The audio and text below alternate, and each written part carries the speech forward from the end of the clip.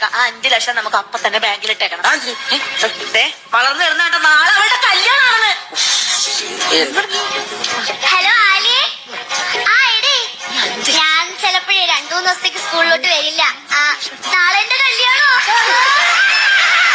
അച്ഛനും അമ്മ പെട്ടെന്ന് അങ്ങ് തീരുമാനിച്ചു. എല്ലാം പെട്ടെന്നായിരുന്നേ. നീ സ്കൂളിലെ ടീച്ചറിനോടും കുട്ടികളോടും എല്ലാവർക്കും പറഞ്ഞേ കേട്ടോ.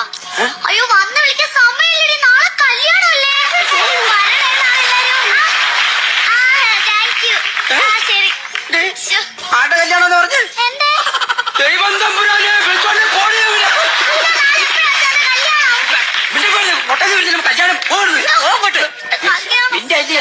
അപ്പുറം പറയുക. ഈ ജലദോഷം വന്ന കൂടത്തി അതിന്റെ കൂടത്തി തന്നെ പനിയും വന്നു. അമ്മാവന്റെ കൂടെ അമ്മായി വന്നെന്ന് പറഞ്ഞു. പനി വന്നപ്പോൾ നിങ്ങൾ നേരത്തെ പനി വന്നപ്പോൾ എന്ത് ചെയ്തു? പനി വന്നപ്പോ ഞാൻ ഡോളോ കഴിച്ചു. ഡോളോ എന്ന് പറഞ്ഞാൽ ഈ അകത്ത് തുളയുള്ളത്. അത് പോളോ. ഡോളോക്ക് ഹോളില്ല. എഴുതി പോയി. തുളയില്ലാത്തത് ഡോളോ, തുളയില്ലാത്തത് ഡോളോ, തുളയുള്ളത് പോളോ. തുളയില്ലാത്തത് ഡോളോ, തുളയുള്ളത് പോളോ, തുളയില്ലാത്തത് ഡോളോ, തുളയെന്നുള്ളത് പോളോ. എന്താണിത്? ഇതെന്താ പാട്ടാണോ? ഞങ്ങള് മരുന്ന് കമ്പോസ് ചെയ്യുമായിരുന്നു. മരുന്നൊക്കെ കമ്പോസ് ചെയ്യൂ. പനി, ജലദോഷം, ചുമ, ഇത് പ്രത്യേക ഒരു പാറ്റിനുള്ള അസുഖമാണ്. ആ പാറ്റിന് പറ്റിയൊരു മരുന്ന് ഞങ്ങൾ കമ്പോസ് ചെയ്ത് മാറ്റി വെച്ചു. കൊടുക്കാലോ. പിന്നെ എനിക്ക് വേറെ ചെറിയൊരു പ്രശ്നമുണ്ട്. ഇത് തീരുന്നില്ലേ? അതായത് ഈ ഗ്യാസിന് എന്നാ ചെയ്യണ്ടേ? അപേക്ഷ കൊടുക്കണം.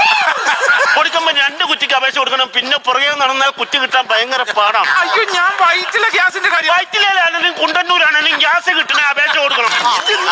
എനിക്ക് നിങ്ങൾ എന്റെ കൂട്ടുകാരിക്ക് വാട്സാപ്പിൽ മെസ്സേജ് അയച്ചിരുന്നോ?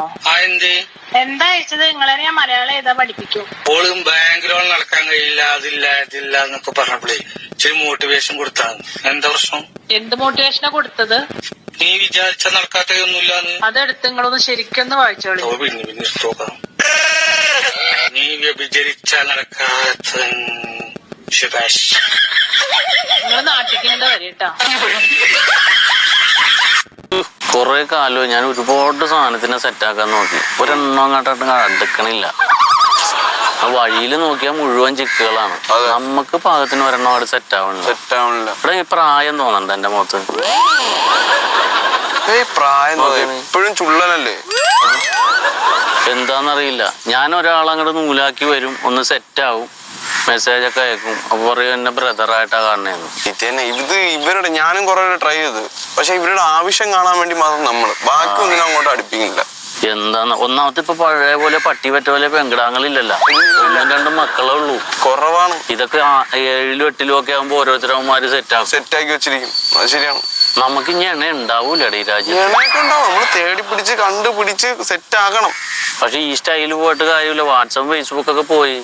ഞാൻ ഒരു ഹായ് വിട്ട തന്നെ അപ്പൊ തന്നെ ബ്ലോക്ക് ചെയ്യണം. ആയൊന്നും വിടല്ലേട്ടാ. ഞാൻ നേരത്തെ എന്ന് പറഞ്ഞ ഈ പച്ച കത്തി കിടക്കൂലേ ഫേസ്ബുക്കില്, ഒരുവിധം പെണ്ണുങ്ങളുടെ പടം കാണുന്നിടത്തൊക്കെ ഹായ് വിടും.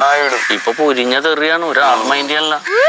ഒന്നാമത് നമ്മള് അങ്ങോട്ട് ചെന്ന് സംസാരിക്കാൻ നേരത്ത് തന്നെ ഉണ്ടല്ലോ, വേറെ ആളുണ്ടെന്നാണ് മുഖത്തടിച്ച പോലെ പറഞ്ഞേ. അതെ അതങ്ങനെയാണ് ഇപ്പോഴത്തെ കാലഘട്ടം. എനിക്ക് വേറെ വിദ്യ നമ്മൾ കണ്ടുപിടിക്കണം. ഒന്നുമില്ല. പിന്നെ ചില ഊളകള് തേച്ചിട്ട് പോയാ പിന്നെ 2-3 കൊല്ലത്തൊക്കെ മുഖത്ത് നോക്കൂല. അവന്റെയൊക്കെ ദേശം നമ്മുടെ തേക്കും. നല്ല തുമ്പപ്പൂ പോലത്തെ ചോറ്. കറക്റ്റാണ്. പുളിശ്ശേരി എന്ന് പറഞ്ഞാൽ നല്ല തൈലം പോലെ ഇരിക്കും. ഒഴിച്ച് അവിടെ നിന്ന് ഓളം വിട്ടു. പിന്നെ മീന് ചുമ്മാ മത്തി കറി വെച്ച് വരുമല്ല, നല്ല നെയ്മീൻ മേടിച്ചിട്ട് വന്നിട്ട് ഈ വെളുത്തുള്ളി, ഇഞ്ചി, പച്ചമുളക്, കുടംപുളി ഒക്കെ ഇട്ട് ചുവന്ന കളറിങ് വെച്ച് തരും. അതൊന്ന് തൊട്ട് നോക്കിയാൽ ഒരാഴ്ച അതിന്റെ ടേസ്റ്റ് നിൽക്കൂടാ. ബീഫോ വെള്ളം ഇറക്കിട്ട് പറയണം.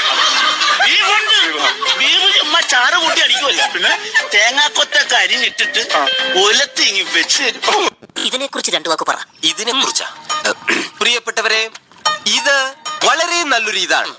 ഇതിനു വേണ്ടി എന്റെ എല്ലാ ഇതും ഞാൻ നൽകും.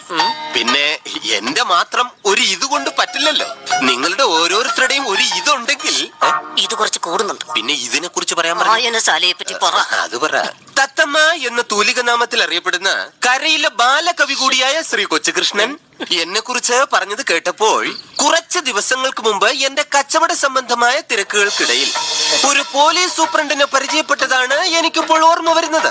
അദ്ദേഹം എന്നോട് ചോദിച്ചു, എന്താണ് ഈ ചന്ദ്രൻപിള്ളയുടെ വിജയരഹസ്യമെന്ന്. ഞാൻ പറഞ്ഞു, ഞാൻ ഒരിക്കലും മറ്റുള്ളവരുടെ സൗഭാഗ്യങ്ങൾ തട്ടിയെടുക്കാൻ ശ്രമിച്ചിട്ടില്ല. അത് കേട്ടുടനെ അദ്ദേഹം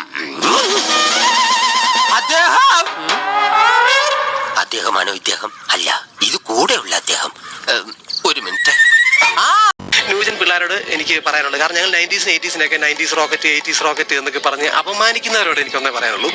ഈ കരിക്കിന് വഴിവെക്കിൽ നല്ല ഡിമാൻഡായിരിക്കും. പക്ഷെ ഇന്നും വീട്ടിലും നാട്ടിലും പറയാനുള്ളത് കൊപ്രായിക്കും തേങ്ങായ്ക്കും ഒക്കെ തന്നെയാണ്. ഈ കാലൻ മേളിൽ നിന്ന് കയറുമായിട്ട് ഇറങ്ങിയിരിക്കുന്നത് ഇവിടുത്തെ കോവലിനും പാവലിനും പന്ത്രണ്ടാലും നമുക്കറിയാമല്ലോ. ഈ കയറിന്റെ അറ്റത്ത് നമ്മുടെ കഴുത്ത് കുടുങ്ങുന്നതിനും വരെയുള്ള ഒരു കുറച്ച് കാലഘട്ടമാണ് ജീവിതം എന്ന് പറയുന്നത്. ആ ഒരു കുറച്ച് കാലഘട്ടമുള്ളൂ. അപ്പൊ അത് ആളുകളെ കൊണ്ട് ഒരുപാട് പറയിപ്പിക്കാതെയും വേദനിപ്പിക്കാതെയും ജീവിച്ചു തീർക്കാന്നുള്ളൂ. മെയിനായിട്ട് കാരണവന്മാരെ കൊണ്ട് പറയിപ്പിക്കാതിരിക്കുക. കാരണം നമ്മളെ കഷ്ടപ്പെട്ട് ഓരോ സാധനം ഉണ്ടാക്കി വെച്ചിട്ട് ഇത് മെനയാകാതെ വരുമ്പോൾ പുല്ല് വേണ്ടായിരുന്നു എന്നൊരു തോന്നൽ വരുമല്ലോ. ഈ തോന്നൽ കാരണവന്മാർക്ക് ഉണ്ടാക്കി കൊടുക്കാതിരിക്കുക. അത്രയും